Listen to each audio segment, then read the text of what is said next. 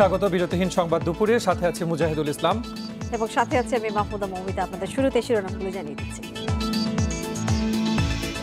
টুঙ্গিপাড়ায় বঙ্গবন্ধুর সমাধিতে ভারতের প্রধানমন্ত্রী নরেন্দ্র মোদীর শ্রদ্ধা। সাতক্ষীরায় যশোরেশ্বরী মন্দির পরিদর্শন।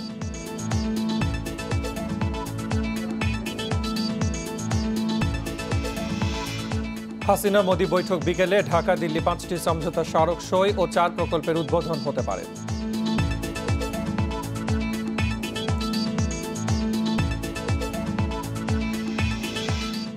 আইন শৃঙ্খলা পরিস্থিতি নিয়ন্ত্রণে সারা দেশে বিজিবি মোতায়েন। হাটহাজারী এবং ব্রাহ্মণবাড়িয়া পরিস্থিতি এখনও থমথমে।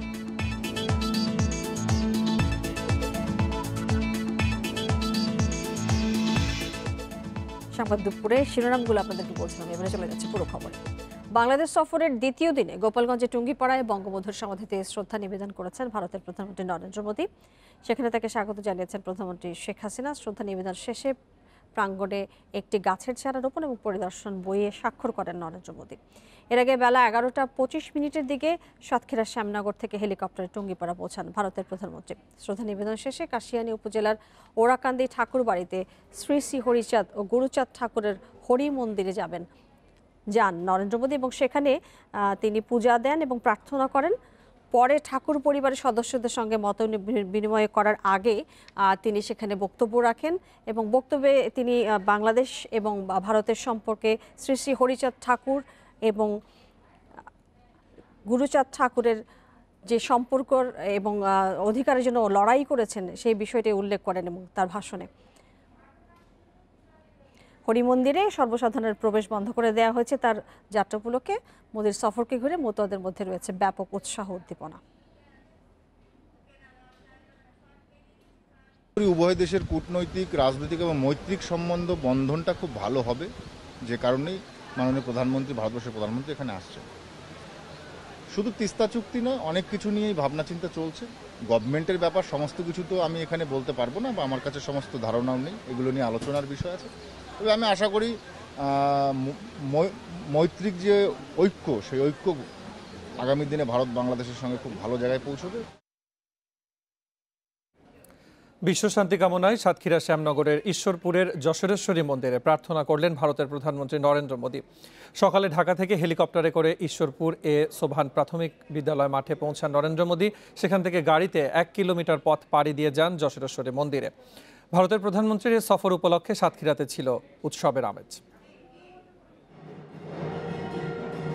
বাংলাদেশে সফরের দ্বিতীয় দিন সাতক্ষীরায় যাত্রার মধ্য দিয়ে কর্মসূচি শুরু করেন ভারতের প্রধানমন্ত্রী নরেন্দ্র মোদী।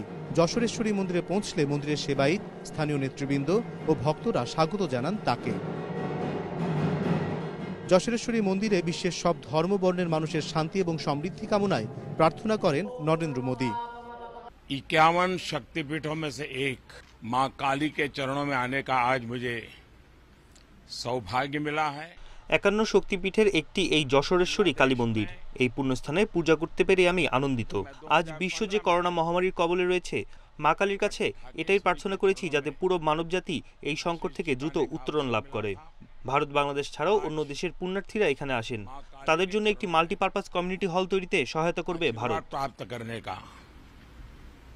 मुझे सौभाग्य प्राप्त हुआ है। উনি বাটা থেকে মুকুটটা নিলেন এবং মুকুটটা নিয়ে মাকে পড়ালেন এবং পরে উনি আবার মায়ের ওড়নাটা নিলেন, নিয়ে মায়ের গায়ে দিয়ে দিলেন। তারপরে উনি মালা নিলেন, মায়ের গলায় মালা পরালেন। পরে ওনার একটা উড়ুনি ছিল গলায়, সেটাও নিয়ে উনি মাকে চড়াই দিলেন।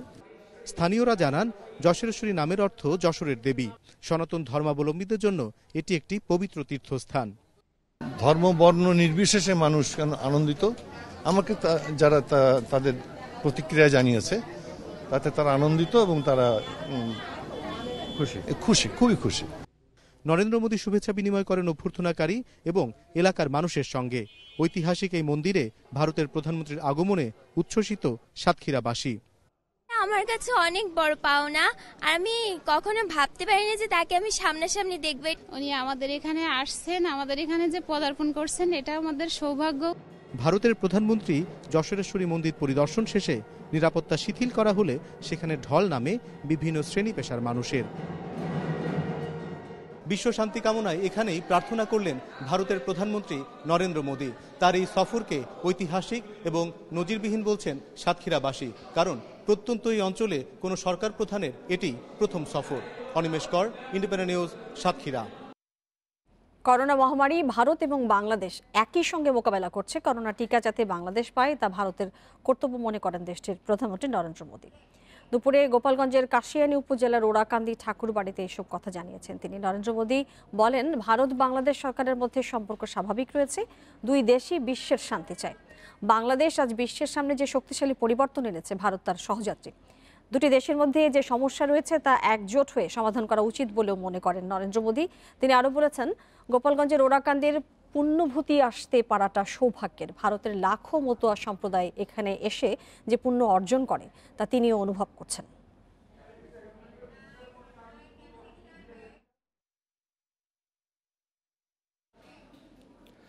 প্রধানমন্ত্রী শেখ হাসিনার সঙ্গে বাংলাদেশে সফররত ভারতের প্রধানমন্ত্রী নরেন্দ্র মোদীর বৈঠক আজ বিকালে প্রধানমন্ত্রীর কার্যালয়ে বেলা 4টায় এই বৈঠকের কথা রয়েছে।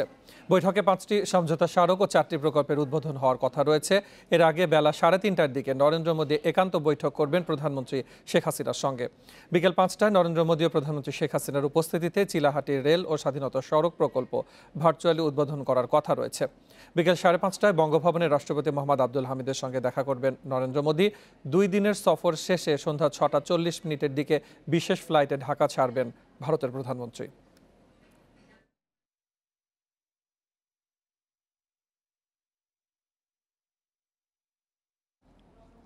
বাংলাদেশ এবং ভারতের পতাকা উড়িয়ে আজ ঢাকা থেকে শিলিগুড়ি যাত্রা শুরু করবে মিতালি এক্সপ্রেস। দুই দেশের প্রধানমন্ত্রী এর আনুষ্ঠানিক উদ্বোধন করবেন। 55 বছর পর চিলাহাটি হলদিবাড়ি রেলপথে যাত্রীবাহী ট্রেন চলার খবরে সেখানকার সাধারণ মানুষ। নীলফামারী জেলার সীমান্তবর্তী রেল স্টেশন চিলাহাটি। একসময় এই রেলপথে বাংলাদেশের সাথে ভারতের সরাসরি রেল চালু ছিল। 1965 সালে পাক ভারত যুদ্ধের সময় বন্ধ হয়ে যায় এই রুটে ট্রেন চলাচল। স্বাধীনতার 50 বছর পূর্তিতে 55 বছর পর এই রুটে আবার চালু হতে যাচ্ছে ট্রেন যোগাযোগ। মিতালি এক্সপ্রেস ট্রেনটি ঢাকার সেনানিবাস রেল স্টেশন থেকে নীলফামারীর চিলাহাটি হয়ে নিউ জলপাইগুড়ি রুটে চলাচল করবে। দীর্ঘ সময় পর যাতায়াতের সুযোগ তৈরি হয় খুশি স্থানীয়রা। ট্রেন চালু হলে এই এলাকার মানুষ যাতায়াতের ব্যাপারে যতটুকু উপকৃত হবে তার চেয়ে বেশি উপকৃত হবে এই এলাকার মানুষ চিকিৎসার জন্য এবং ব্যবসার জন্য ভারতে যেতে পারবে। যদি এখানে ইমিগ্রেশন চালু হয়, নীলফামারী সহ চিলাহাটি তথা রংপুর বিভাগবাসী সবাই উপকৃত হবে। ট্রেনটি চালুর পর যাত্রী পরিবহনের পাশাপাশি পণ্য পরিবহনেও সুযোগ মিলবে। তৈরি হবে নতুন কর্মসংস্থান। 27শে মার্চ এটা স্মারক হিসাবে উদ্বোধন হবে। মাননীয় দুই দেশের মাননীয় প্রধানমন্ত্রী স্মারক হিসাবে ওই উদ্বোধনটা করবেন। যেহেতু ভারতের সঙ্গে একটা যোগাযোগ স্থাপিত হচ্ছে, আমরা এই রুটটাকে মনে করছি যে অত্যন্ত একটা গুরুত্বপূর্ণ একটা রুট ব্যবসা বাণিজ্যের ক্ষেত্রে, যেখানে ভুটান এবং নেপাল আরও দুটো দেশ এবং 4 দেশের একটা যোগাযোগের কিন্তু একটা এই রাস্তা হলো। মিতালি এক্সপ্রেস ট্রেনটি 2 দেশ থেকে সপ্তাহে 2 দিন চলাচল করবে। Independent news desk. বেসামরিক প্রশাসনের সহায়তায় দেশের বিভিন্ন জেলায় বিজিবি মোতায়েন করা হয়েছে। বিজিবির পরিচালক লেফটেন্যান্ট কর্নেল ফয়জুর রহমান আজ তথ্য নিশ্চিত করেন। ভারতের প্রধানমন্ত্রী নরেন্দ্র মোদীর ঢাকা সফর বিরোধী বিক্ষোভকে কেন্দ্র করে দেশের আইনশৃঙ্খলা পরিস্থিতি নিয়ন্ত্রণে সারা দেশে বিজিবি মোতায়েনের সিদ্ধান্ত। গত রাত থেকে দেশের বিভিন্ন জেলায় বিজিবি সদস্যদের টহল দিতে দেখা যায়। বেশিরভাগ জেলায় স্ট্রাইকিং ফোর্স হিসেবে বিজিবি মোতায়েন হয়েছে। প্রয়োজন হলে কেবল তারা মাঠে নামবেন। পরিস্থিতি বিবেচনায় কোনো কোনো জেলা থেকে বিজিবি তুলে নেওয়া হচ্ছে। আবার নতুন করে কোনো কোনো জেলায় মোতায়েন করা হয়েছে। তবে সারা দেশে কত প্লাটুন মোতায়েন করা হয়েছে তা পরিষ্কার করে জানায়নি সংস্থাটি।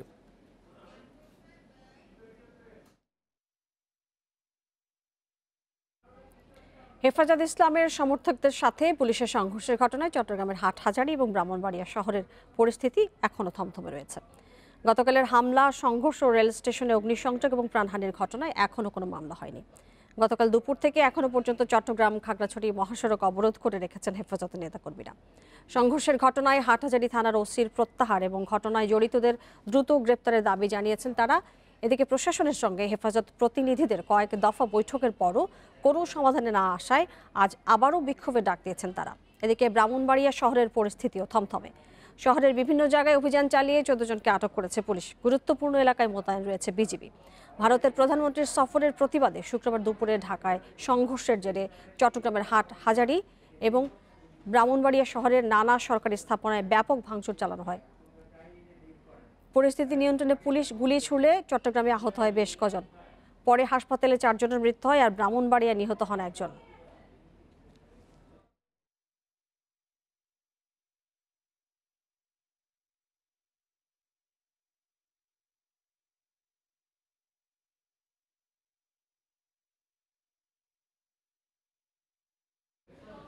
আপনারা আছেন সংবাদ দুপুরে। সংবাদে আরো যা থাকছে।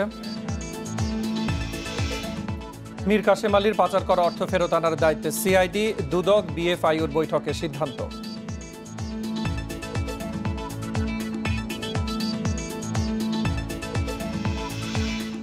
বালুখালীর রোহিঙ্গা ক্যাম্পে আগুনের ঘটনায় পড়েছে স্থানীয়দের 300 বসত বাড়িও মেলেনি কোনো ধরনের সহায়তা।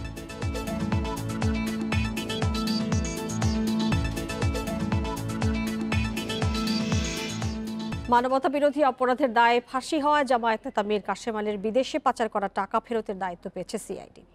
এ মাসের প্রথম দিকে Bangladesh financial intelligence unit BFIU এর সাথে দুদকের এক বৈঠকে সিদ্ধান্ত হয়। এর আগে আইন পরিবর্তনের কারণে 2017 সালে এই অনুসন্ধানের ক্ষমতা হারায় দুদক। অপরাধের বিচার বানচালে 2011 সালে বাংলাদেশ ও যুক্তরাষ্ট্র সরকারকে প্রভাবিত করার চেষ্টা করেন মীর কাসেম আলী।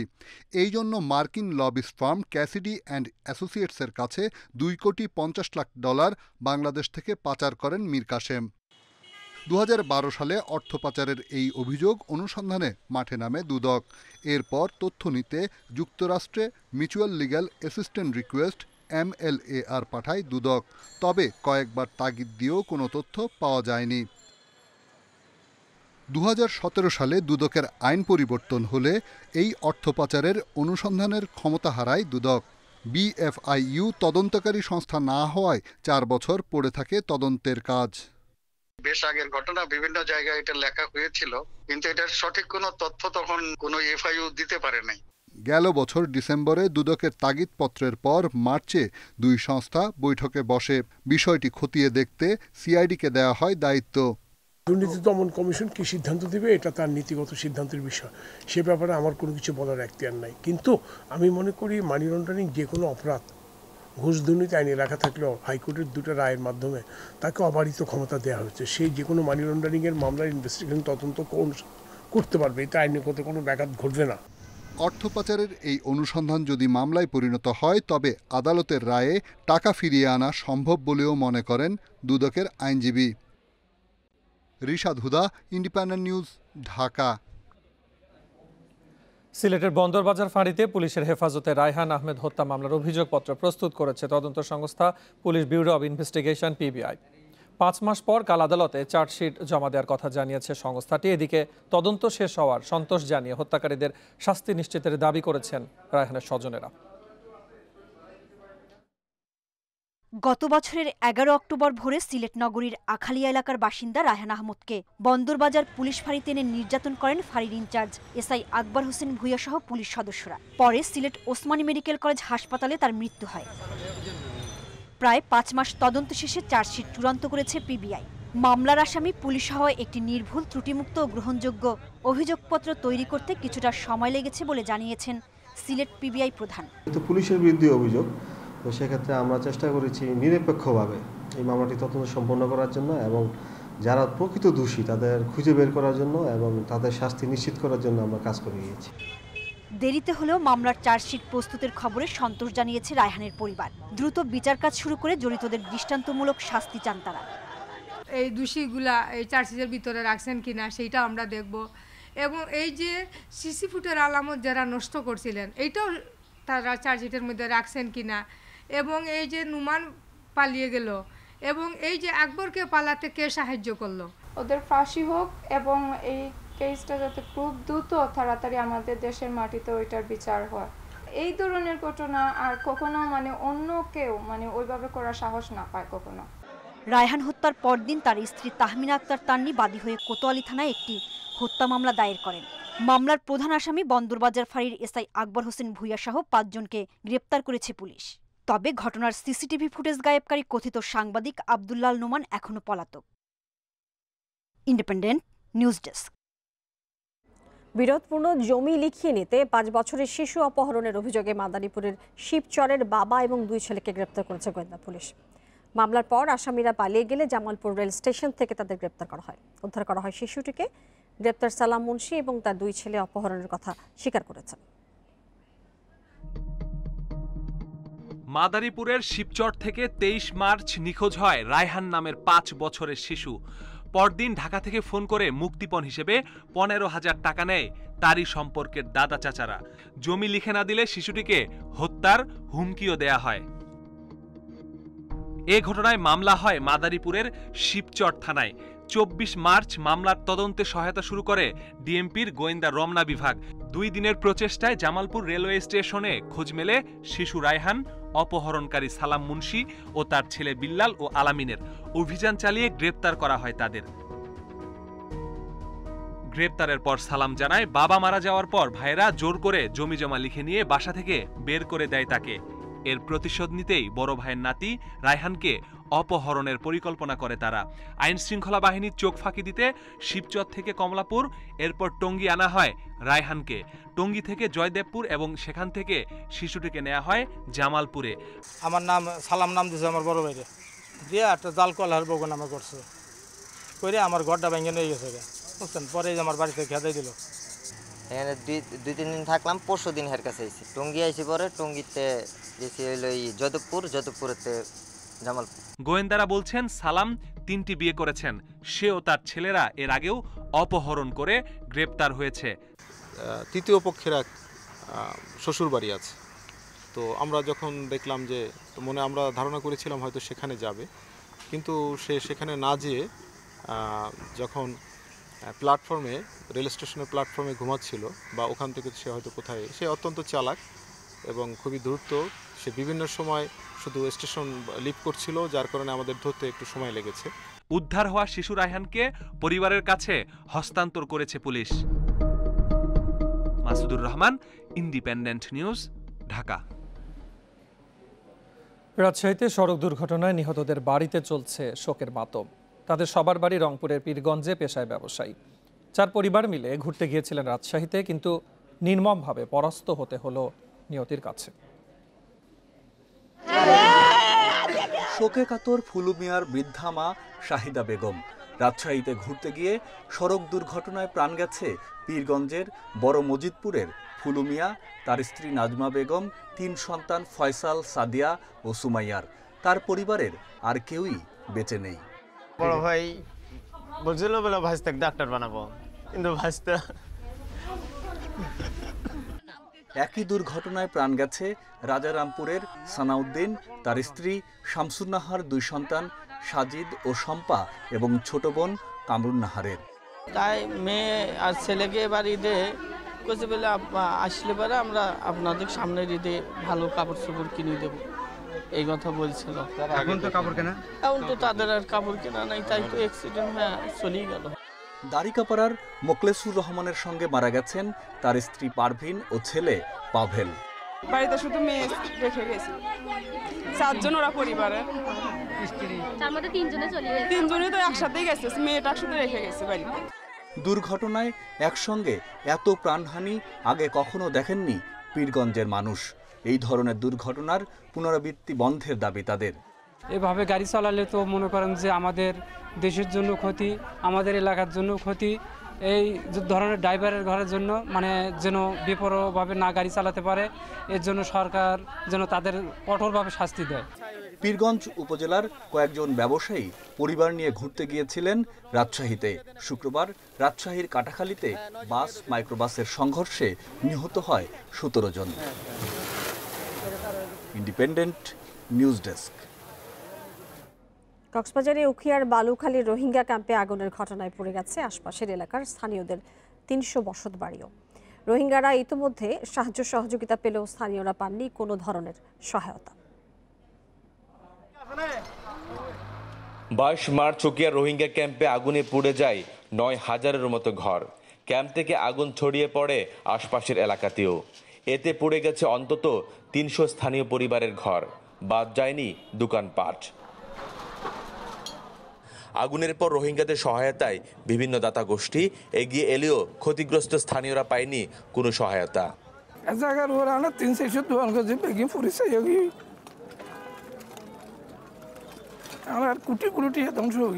এখানে বলতে গেলে দাতা সংস্থা অদ্যাবধি স্থানীয়দের কোনো ধরনের খবর নেয় নাই।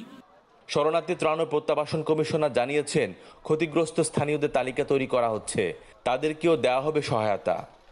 তাদেরকে আমরা সকল রকম সহযোগিতা, ঘর বানানোর জন্য টিন, নগদ টাকা এবং খাদ্য সামগ্রী যেটা, এবং দুর্যোগ ত্রাণ মন্ত্রণালয় থেকে এটা দেয়া হবে। এই লিস্টার করার কার্যক্রম ইতিমধ্যে শুরু হয়ে গেছে। রোহিঙ্গা ক্যাম্পে আগুনের ঘটনাটি পরিকল্পিত বলে মনে করছেন কক্সবাজারের স্থানীয়রা। এর পেছনে সন্ত্রাসী গোষ্ঠীর হাত দেখছেন তারা। তৌফিকুল ইসলাম, ইন্ডিপেন্ডেন্ট নিউজ, কক্সবাজার। ছুটির দিন হলেও এখনো জমে ওঠেনি বইমেলা। আজ বেলা 11টায় মেলার গেট খোলা হলেও দর্শনার্থী ও বিক্রি কম বলছেন বিক্রেতারা। বিকেলের দিকে ভিড় বাড়ার আশা তাদের। আরও খবর জানাতে মেলা প্রাঙ্গণ থেকে যোগ দিচ্ছেন সহকর্মী সুলতানা জাহান মিতু। মিতু, আজকে সাপ্তাহিক ছুটির দিন, সেই সাথে স্বাধীনতার সুবর্ণ জয়ন্তীর উদযাপনও চলছে। যদিও ঢাকা শহরে চলাচলে একটা বিধিনিষেধ আছে এবং করোনা সংক্রমণ, সবকিছু মিলিয়ে আসলে আজকে বইমেলায় উপস্থিতি কেমন দেখছেন? আসলে আপনি জানেনই তো, সবকিছুর প্রভাবেই কিন্তু আজকে সকাল থেকেই বইমেলায় পাঠক আর দর্শনার্থীদের উপস্থিতি কম। তবে একটি বিষয়, প্রতি বছরই কিন্তু শুক্রবার শনিবার মেলায় শিশু প্রহর থাকে। তবে এবার করোনা পরিস্থিতির কারণে, বিশেষ কারণেই মেলার শুরুর দিকে শিশু প্রহর রাখা হয়নি। যদিও তারপরও কিন্তু সকাল থেকে আমরা অনেক অভিভাবকদেরকে দেখেছি তাদের শিশুদেরকে নিয়ে মেলায় আসতে। যেহেতু ভিড় নেই, এই সুযোগে অনেকেই তাদের শিশুদেরকে মেলায় নিয়ে এসেছেন এবং বই কিনে দিয়েছেন। তবে এমন অনেক অভিভাবককেও দেখেছি তারা নিজেরাই এসেছেন শিশুদের জন্য বই কিনতে। তারা আসলে করোনার ঝুঁকি নিয়ে শিশুদের মেলায় আনতে চাইছেন না। তবে সব মিলিয়ে মেলা যে একেবারে মন্দ যাচ্ছে সেটি বলবে না, কারণ করোনা পরিস্থিতির মধ্যে মেলা যে হচ্ছে এটি নিয়ে আসলে সন্তুষ্ট অনেক অভিভাবক এবং শিশুরা। অনেক শিশুদের সাথে আমরা কথা বলেছি যে দীর্ঘদিন ঘরবন্দি থাকার পরে মেলায় আসতে পেরে তারা কিন্তু বেশ খুশি। আর যদি বইয়ের পছন্দের তালিকার কথা বলি, শিশুরা কিন্তু আসলে বেশি পছন্দ করে বরাবরের মতো রূপকথা, ভূতের গল্প। আর নতুন যে সংযোজন সেটি হচ্ছে পপ আপ বই। কিছু কিছু শিশুদের বইতে যেখানে হচ্ছে বিভিন্ন কাঠামো ফুটিয়ে তোলা হয়, ছবিগুলোকে কাঠামো আকারে ফুটিয়ে তোলা হয় যাতে শিশুরা সহজেই গল্পের ভেতরে ঢুকতে পারে। তো সবকিছু মিলিয়ে আমি বইমেলার যে আজকে শিশু প্রহর যেহেতু থাকতো প্রতি বছর, সেইটার ধারাবাহিকতা সূত্রে হয়তো আপনি শিশু উপস্থিতির কথা বলছিলেন, কিন্তু আমরা জানতে চাইছি প্রাপ্তবয়স্ক যারা বই পাঠক রয়েছেন তাদের সাথে উপস্থিতি কেমন, তাদের সাথে কোনো কথা হয়েছে কিনা, এবং শিশুরা আসছেন এবং মেলায় আসার সুযোগ। আর এবার যেহেতু শিশু প্রহর নেই, তাই বই মেলাতে কিন্তু প্রতিবারের মতো যে শিশুদের জন্য যতগুলো বইয়ের স্টল থাকে, এবার কিন্তু আসলে তেমনটি দেখা যাচ্ছে না। এবার অনেক প্রকাশক আসলে আক্ষেপ করেছেন যে তারা বেশ কিছু বই তারা প্রেসে দিয়ে রেখেছেন, তারা সেগুলো ছাপবেন মেলায় তার কিছু পরিমাণ পাঠকের উপস্থিত হবে, কিন্তু সেটি তারা শেষ পর্যন্ত করতে পারবেন কিনা সেটা নিয়ে আশঙ্কায় আছেন। তবে সবকিছু মিলিয়ে তারা প্রত্যাশা করছেন যে শেষ পর্যন্ত আসলে ভালোইভাবে বিক্রি হবে এবং পাঠক এবং দর্শনার্থীদের উপস্থিতি আবার চাই। সেটি হচ্ছে যে আমরা সাধারণত দেখি যে প্রতিদিনই নতুন বই প্রকাশের একটি আয়োজন থাকে, সেক্ষেত্রে আজকে আসলে নতুন কি কি বই আসতে পারে এ ব্যাপারে আপনার কাছে কোনো তথ্য আছে কিনা? জি, আজকে আসলে এখন পর্যন্ত নির্দিষ্ট করে বলা যাচ্ছে না কি কি বই আসতে পারে, তবে সকাল থেকে এখন পর্যন্ত নতুন বই মেলায় এসেছে। বিকেল নাগাদ জানা যাবে যে কতগুলো নতুন বই মেলায় আসছে। আর আজ পর্যন্ত, গতকাল পর্যন্ত যে তথ্য, সেখানে কিন্তু 1084টি নতুন বই মেলায় এসেছে 10 দিনে। তার মধ্যে কিন্তু কবিতার বইয়ের সংখ্যাই বেশি, বাংলা একাডেমির জনসংযোগ থেকে যেটি আমরা জানতে পেরেছি। তো সবকিছু মিলিয়ে এখন আসলে একটি বিরতি চলছে ছুটির দিনে। তো বিক্রেতা এবং প্রকাশকরা আশা করছেন দুপুরের বিরতির পরেই বিকেলবেলা বইমেলা প্রাঙ্গণ পাঠক আর দর্শনার্থীদের উপস্থিতিতে মুখরিত হয়ে উঠবে। তো এখান থেকে এই ছিল আমার কাছে সবশেষ।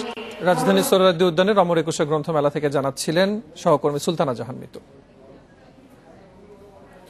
দেখছেন বিরতিহীন সংবাদ দুপুর, ফিরে এসে যা থাকছে। সহিংসতার মধ্য দিয়ে চলছে পশ্চিমবঙ্গে বিধানসভার প্রথম ধাপের ভোট। মেদিনীপুরে বিজেপি কর্মীর মরদেহ উদ্ধার।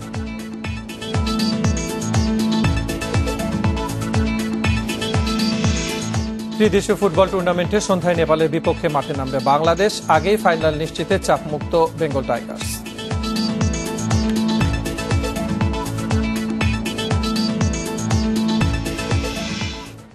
বিশ্বে করোনায় একদিনে 11,500 প্রাণহানি হয়েছে। এক মাসের বেশি সময় পর আবারও এত প্রাণহানি দেখল বিশ্ব। এ নিয়ে বিশ্বে মোট মৃত্যু ছাড়ালো 27,79,000। এছাড়া নতুন 6,30,000-এর বেশি রোগী নিয়ে মোট আক্রান্তের সংখ্যা 12,67,00,000-এর বেশি। 24 ঘন্টায় ব্রাজিলে রেকর্ড মৃত্যু হয়েছে। দেশটিতে এই যাবৎকালের সর্বোচ্চ 3,600 জনের প্রাণ গেছে শুক্রবার। এ নিয়ে 3,07,000-এর বেশি মৃত্যুর সাক্ষী হল দেশটি। নতুন রোগী শনাক্ত হয়েছে 82,000-এর বেশি। এছাড়াও স্টার সানডে ছুটির সময়সূচি পরিবর্তন করে 26শে মার্চ থেকে লকডাউনের ঘোষণা দিয়েছেন রিও ডি জেনেইরো কর্তৃপক্ষ। যুক্তরাষ্ট্রে একদিনে 1,289 জনের প্রাণহানি হয়েছে। এ নিয়ে দেশটিতে প্রাণহানি 5,61,000-এর বেশি। নতুন করে সংক্রমিত হয়েছে 73,000-এর বেশি। 1 মে থেকে সেনাদের টিকা কার্যক্রম শুরুর ঘোষণা দিয়েছে পেন্টাগন। 5 মাসে ভারতে একদিনে সর্বোচ্চ করোনা রোগী শনাক্ত হয়েছে। রোগী মিলেছে 62,000-এর বেশি। এ নিয়ে সেখানে মোট আক্রান্তের সংখ্যা ছাড়ালো 1,19,00,000। সংক্রমণ রোধে মহারাষ্ট্রে রোববার থেকে জারি করা হয়েছে রাত্রিকালীন কারফিউ। শনিবার মেক্সিকোতে প্রাণ গেছে 650 জনের। একদিন আগেও এই সংখ্যা ছিল 584 জন। করোনার জন্য ফ্রান্সকে উচ্চ ঝুঁকিপূর্ণ দেশ হিসেবে তালিকাভুক্ত করেছে জার্মানি। করোনা মোকাবিলায় আগামী মাস থেকে সদস্য দেশগুলোর জন্য 5.5 লাখ কোটি ডোজ সরবরাহ শুরুর ঘোষণা দিয়েছে ইউরোপীয় ইউনিয়ন। আশরাফ শুভ, ইন্ডিপেন্ডেন্ট নিউজ। হামলার সহিংসতার মধ্য দিয়ে ভারতের পশ্চিমবঙ্গে চলছে বিধানসভা নির্বাচনের প্রথম ধাপের ভোট গ্রহণ। সকালে শালবনীতে হামলার শিকার হন বামজোটের প্রার্থী সিপিএম-এর সুশান্ত ঘোষ। এ সময় তার গাড়িতে ভাঙচুর করে দুর্বৃত্তরা। পশ্চিম মেদিনীপুরের কেশিয়াড়িতে এক বিজেপি কর্মীর মরদেহ উদ্ধার করা হয়েছে। দুই ঘটনার জন্যই তৃণমূলকে দায়ী করছে ভুক্তভোগীরা। এদিকে বিভিন্ন কেন্দ্রে অনিয়মের অভিযোগ উঠেছে। পূর্ব মেদিনীপুরের কাঁথি, দক্ষিণের মাজনায় বন্ধ করা হয়েছে ভোট গ্রহণ।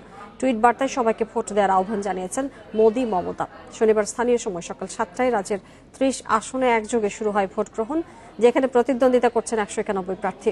আসাম সহ মাওবাদী অধ্যুষিত দক্ষিণবঙ্গের 4 জেলা পুরুলিয়া, বাঁকুড়া, 2 মেদিনীপুর এবং ঝাড়গ্রামে ভোট হচ্ছে। এদিকে করোনার সংক্রমণ বাড়ায় কেন্দ্রগুলোতে নেওয়া হচ্ছে বাড়তি সতর্কতা। থার্মাল স্ক্রিনিং এর পাশাপাশি নিশ্চিত করা হচ্ছে স্বাস্থ্যবিধি। ভোট গ্রহণ চলছে আসামেও।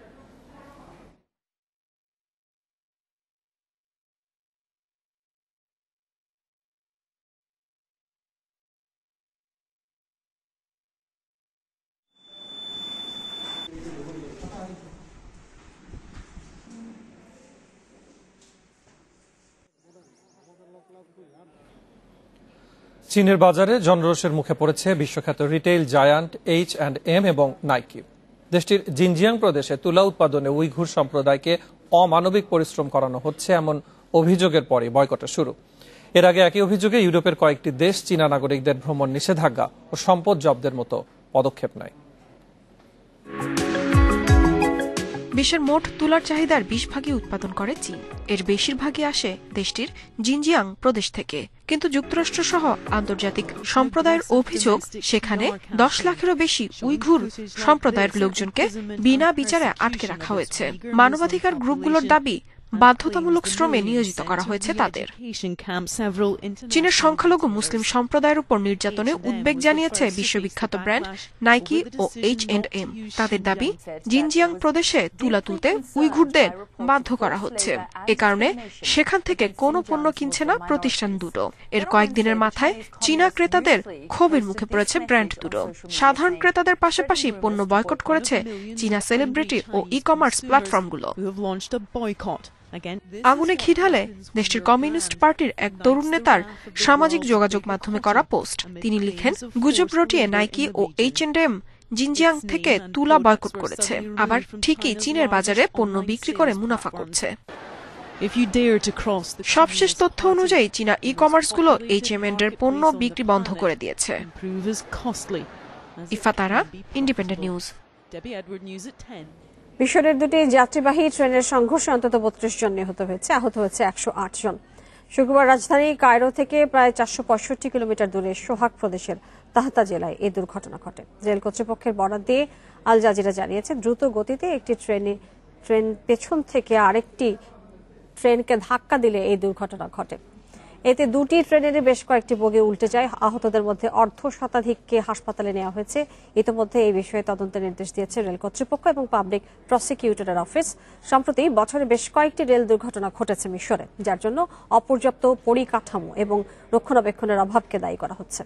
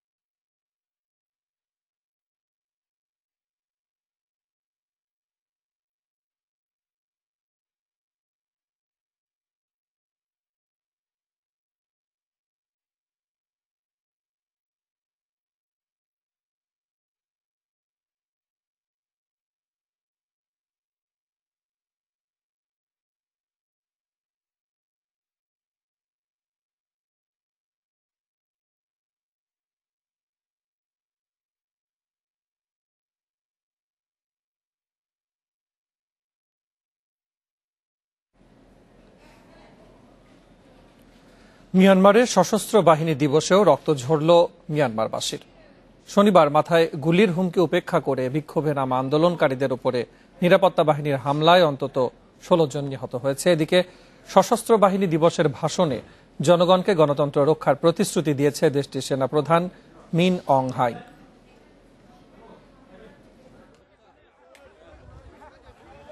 থেকেই বিক্ষোভ সহিংসতায় উত্তাল মিয়ানমার। এর মধ্যেই সশস্ত্র বাহিনী দিবস উদযাপন করল দেশটির জান্তা সরকার। শনিবার এই উপলক্ষে আয়োজিত অনুষ্ঠানে জাতির উদ্দেশ্যে ভাষণ দেন দেশটির সেনাপ্রধান মিন অং হ্লাইং। এ সময় মিয়ানমারবাসীকে গণতন্ত্র রক্ষার প্রতিশ্রুতি দেন তিনি। এছাড়াও নিরপেক্ষ সরকার গঠনের লক্ষ্যে সুষ্ঠু নির্বাচনের আশ্বাস দেন মিন। তবে কবে নাগাদ নির্বাচন হবে সেই বিষয়ে কিছু জানানো হয়নি। 2020 সালের নির্বাচনে এনএলডি কারচুপি করে ক্ষমতায় আসে। আমি কথা দিচ্ছি, দেশের জরুরি অবস্থার সময় শেষ হলে একটি অবাধ ও নিরপেক্ষ নির্বাচন আয়োজনের মাধ্যমে ক্ষমতা হস্তান্তর করা হবে। এদিকে সেনাদের হুমকি উপেক্ষা করেই শনিবার রাস্তায় নামে গণতন্ত্রকামীরা। এ সময় তাদের উপর গুলি ও হামলা চালায় নিরাপত্তা বাহিনী। এতে প্রাণ যায় বেশ কয়েকজনের। এর আগে শুক্রবার সশস্ত্র বাহিনী দিবস পালনে কোনো বাধা বা অরাজকতা সৃষ্টি করলে বিক্ষোভকারীদের মাথায় গুলি করা হবে বলে সতর্ক করে জান্তা সরকার। এ পর্যন্ত দেশটিতে ৩ শতাধিক আন্দোলনকারীর মৃত্যু হয়েছে। সম্প্রতি এক জরিপে দেখা গেছে মৃতদের ৯০ ভাগকেই গুলি করে হত্যা করা হয়েছে, যার ২৫ ভাগই করা হয়েছে মাথায়। আশরাফ শুভ, ইন্ডিপেন্ডেন্ট নিউজ। স্বাধীনতা সুবর্ণ জয়ন্তীতে বাংলাদেশকে শুভেচ্ছা জানিয়েছেন জাতিসংঘের মহাসচিব সহ বিশ্বের বিভিন্ন দেশের রাষ্ট্র এবং সরকার প্রধানরা। বার্তায় বাংলাদেশের অগ্রযাত্রার প্রশংসা করেছেন বিশ্ব নেতারা। বাংলাদেশের স্বাধীনতার ৫০ বছর পূর্তিতে অভিনন্দন জানিয়েছেন জাতিসংঘের মহাসচিব অ্যান্তোনিও গুতেরেস।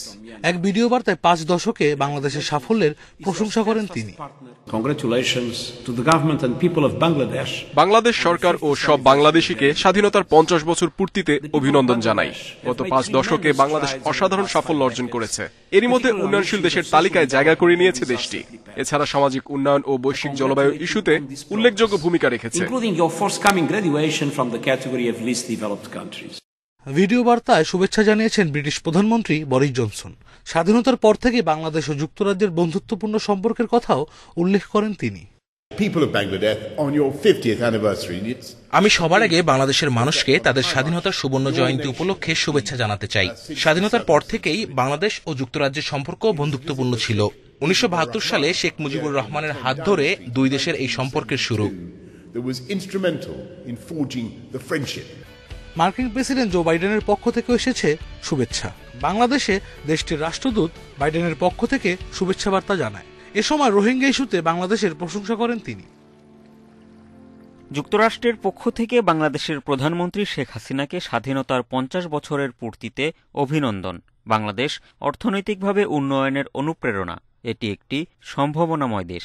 এছাড়াও মিয়ানমারের 10 লাখ রোহিঙ্গাকে আশ্রয় দিয়ে মানবতার এক নতুন দৃষ্টান্ত তৈরি করেছে।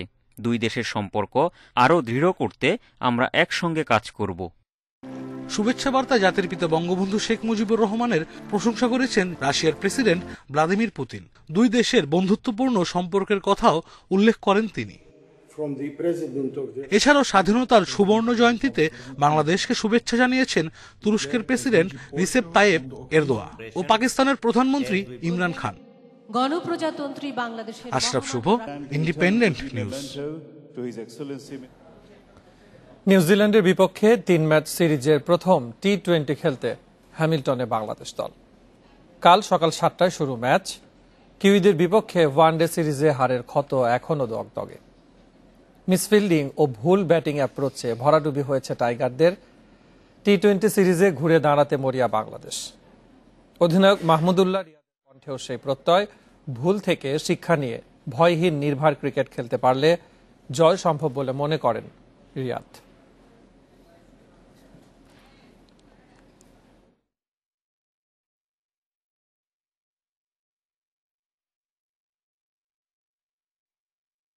যে ব্যাটিংয়ে আমরা যতটুকু আশা করেছিলাম আমরা সেভাবে পারফর্ম করতে পারিনি। ব্যাটিংটা আমার কাছে মনে হয় এখানে আমাদের অ্যাজ এ ব্যাটিং ইউনিট আরো ভালো পারফর্ম করতে হবে, to give certain amount of good total to defend to the bowlers. Fearless cricket যদি আমরা খেলতে পারি আমার মনে হয় রেজাল্ট আমাদের পক্ষে নিয়ে আসা সম্ভব, এবং আমি এটা দৃঢ়ভাবে বিশ্বাস করি যে আমাদের ওই জয়ের ক্ষুধাটা এখনো তীব্র আকারে আছে। আইপিএল খেলতে ভারত গিয়েছেন সাকিব আল হাসান। এনওসি বহাল থাকায় আজ সকালে এই কলকাতা যান টাইগার অলরাউন্ডার। একটি লাইভে বিস্ফোরক সব মন্তব্য করে গত কয়েকদিন ধরে আলোচনার কেন্দ্রবিন্দুতে সাকিব। যুক্তরাষ্ট্র থেকে দেশে ফেরার পর মিরপুরে অনুশীলন করলেও গণমাধ্যমে কারোর সঙ্গে কথা বলেননি তিনি। একরকম নীরবেই আইপিএল খেলতে সাকিব সকালে দেশ ছেড়েছেন।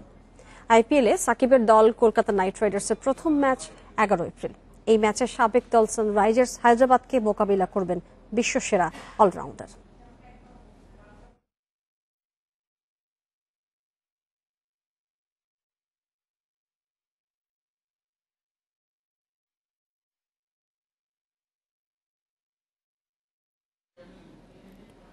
ত্রিদেশীয় ফুটবল টুর্নামেন্টে আজ নেপালের বিপক্ষে মাঠে নামবে বাংলাদেশ। ম্যাচের আগের দিন অনুশীলনে ব্যস্ত সময় পার করেছে জামালরা। ফাইনাল নিশ্চিত হওয়ায় অনেকটাই চাপমুক্ত বেঙ্গল টাইগার্স। তবে নিয়ম রক্ষার ম্যাচে জয় দিয়ে আত্মবিশ্বাস বাড়িয়ে নেওয়ার তাগিদ হেড কোচ জেমিডের। ম্যাচ শুরু হবে সন্ধ্যা 6:45। ফাইনালের ড্রেস রিহার্সাল, পরীক্ষা নিরীক্ষার বড় সুযোগ। কোচ জেমিডের পরিকল্পনা ঠিকঠাক এগুচ্ছে, খেলোয়াড়রাও মাঠে শতভাগ দিতে প্রস্তুত। 15 বছর পর বিদেশের মাটিতে কোনো ট্রফি জয়ের স্বপ্ন জামালদের। ফাইনালের আগেই স্বাগতিকদের পরখ করার ম্যাচে ছাড় দিতে নারাজ ফুটবলাররা। প্রথম ম্যাচে শুরু থেকে না থাকলেও এই ম্যাচে আর্মব্যান্ড চাপিয়েই নামবেন অধিনায়ক জামাল। আমরা যদিও ফাইনালে উঠেছি, তারপরও এই ম্যাচটা আমাদের জন্য অত্যন্ত গুরুত্বপূর্ণ। স্বাধীনতার সুবর্ণ জয়ন্তীতে সবাই জয় আশা করছে। বিশ্বাস আছে ট্রফিটি নিয়েই ঘরে ফিরব। একাদশে একাধিক পরিবর্তনের ইঙ্গিত। গোলপোস্ট সামলানোর দায়িত্বে আশরাফুল রানা, মাঝমাঠে আব্দুল্লাহ আর ফরওয়ার্ডে সুমন রেজাকে দেখা যাবে শুরুর একাদশে। প্রথম ম্যাচের মতো এ ম্যাচেও দলে বেশ কিছু পরিবর্তন আসবে। অভিজ্ঞ নবীনদের মিশেলে যে দলটা হবে আমি আশা করছি তারা ভালো করবে। আমার লক্ষ্যটা শিরোপার দিকে, সে বিচারে ম্যাচের জয়টা আশা করতেই পারি ছেলেদের কাছে। বাংলাদেশের ফাইনাল নিশ্চিত হলেও অপেক্ষায় আছে নেপাল। জয় বা ড্রতে ভাগ্য খুলবে ওদের। Abidur Rahman, independent news, Kathmandu, Nepal. স্বাধীনতা সুবর্ণ জয়ন্তী আর বঙ্গবন্ধু জন্মশতবার্ষিকীর বছরে নেপালে শিরোপা জিতলে তা হবে দেশের ফুটবলের অন্যতম বড় সাফল্য, জানিয়েছেন কাজী সালাউদ্দিন। ফাইনালের আগে নেপালের বিপক্ষে ম্যাচটি জিতে আত্মবিশ্বাস বাড়িয়ে নিতে বলছেন তিনি। ফুটবলারদের পূর্ণ স্বাধীনতা দেওয়ার পক্ষে বাফুফে বস। শিরোপা জয়ের সুযোগ বাংলাদেশের সামনে এবং সেই স্বপ্নে সবাই দেখছে। সবচেয়ে বেশি স্বপ্নদ্রষ্টা যিনি কাজী মোহাম্মদ সালাউদ্দিন আমার সাথে আছেন। বাফুফের সভাপতি কাজী মোহাম্মদ সালাউদ্দিন, আপনাকে আমন্ত্রণ। এই ট্রফিটা বাংলাদেশের ফুটবলের জন্য কতটা গুরুত্বপূর্ণ মনে করেন যদি বাংলাদেশ এই ট্রফিটা জিততে পারে? All trophy is very important. আর আমাদের বঙ্গবন্ধুর 100 বছরের জন্মদিন, দেশের 50 বছর, এই সময় যদি ট্রফি নিয়ে দেশে যেতে পারে তাহলে আমার মনে হয় গোটা দেশ প্লেয়ারদেরকে কংগ্রাচুলেশন, আন্তরিক কংগ্রাচুলেশন জানাবে। এবং এখন যে কাজটা বাকি, কাজটা ম্যানেজমেন্টের না, প্লেয়ারদের। They are the only one who can do it, who can win. আপনি নেপালে আছেন, আপনি মাঠে ফুটবলারদের সাথে দেখাও হবে। ফাইনালের আগে আরও একটি ম্যাচ রয়েছে। ফাইনালে আপনি ফুটবলারদের কিভাবে কি কথা বলে তাদেরকে উদ্বুদ্ধ করবেন ফাইনালে শিরোপা জয়ের জন্য? আপনি একজন লেজেন্ডারি ফুটবলার, আমাদের বাংলাদেশের অন্যতম সেরা ফুটবলার হিসেবে। আমি তাদের সাথে কথা বলবো না, তাদের সাথে আমাদের কথা যা বলা অনেক বলা হয়েছে। এখন তাদেরকে আমি ফ্রিডম দিব, ফ্রিডমটা দিব তাদের নিজেদের রেসপন্সিবিলিটিটা দিয়ে দেশকে জিতাবে। আপনাকে অনেক ধন্যবাদ। কাজী মোহাম্মদ সালাউদ্দিন বলছিলেন যে ফুটবলাররাই সব কাজ করবে, মাঠের কাজটি করবে এবং সেটা যদি করতে পারে বাংলাদেশের জন্য, অবশ্যই বাংলাদেশের ফুটবলের জন্য সবচেয়ে বড় সাফল্যটি কিন্তু এই নেপাল থেকে আসতে পারে এবং সবাই অবশ্যই 29 মার্চে ফাইনালে বাংলাদেশের জয়ের অপেক্ষায় থাকবে। Abidur Rahman, independent news, Kathmandu, Nepal. বিশ্বকাপ ফুটবল বাছাই পর্বের ম্যাচে আজ মাঠে নামছে ক্রোয়েশিয়া। গেল বিশ্বকাপে রানার্স আপ দলটি রাত 11টায় সাইপ্রাসের চ্যালেঞ্জ নেবে। স্লোভেনিয়ার বিপক্ষে হার দিয়ে বাছাই পর্ব শুরু করলেও ঘরের মাঠে জয় ফিরতে প্রত্যয়ী ক্রোয়াটরা। এদিকে ফিফা র্যাঙ্কিং এর শীর্ষ দল বেলজিয়াম রাত 2:45 চেক প্রজাতন্ত্রের মুখোমুখি হবে। চোটের কারণে এইডেন হ্যাজার্ডকে পাবে না বেলজিয়াম। ইয়ানিক কারাস্কো আর থমাস ভার্মালেনও ফিট নন। চেকদের বিপক্ষে শেষ 5 বারের লড়াইয়ে 3 বারই জিতেছে বেলজিয়ামরা। একই সময়ে সার্বিয়ার বিপক্ষে লড়বে পর্তুগাল। প্রতিপক্ষের মাঠে ত্রাস ছড়াতে প্রস্তুত রোনালদো ফেলিক্স। গেল ম্যাচে বেঞ্চে থাকলেও সার্বিয়ার বিপক্ষে একাদশে থাকবেন ব্রুনো ফার্নান্দেস।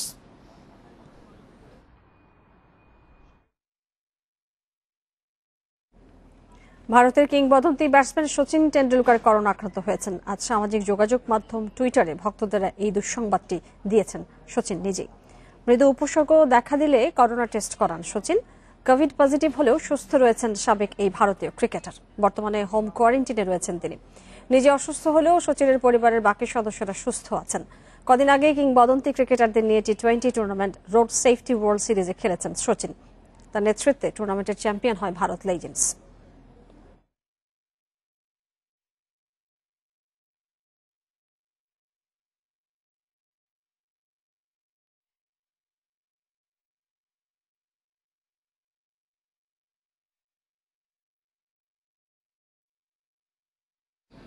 শেষ করব সংবাদ দুপুর, তবে তার আগে শিরোনামগুলো জানিয়ে দিচ্ছে আরেকবার। টুঙ্গিপাড়ায় বঙ্গবন্ধুর সমাধিতে ভারতের প্রধানমন্ত্রী নরেন্দ্র মোদীর শ্রদ্ধা। সাতক্ষীরার যশোরেশ্বরী মন্দির পরিদর্শন।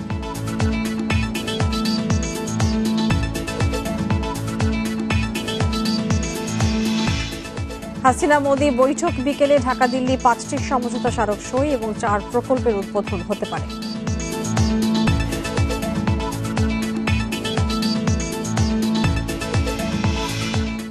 আইন শৃঙ্খলা পরিস্থিতি নিয়ন্ত্রণে সারা দেশে বিজিবি মোতায়েন। হাটহাজারী ও ব্রাহ্মণবাড়িয়া পরিস্থিতি এখনও থমথমে।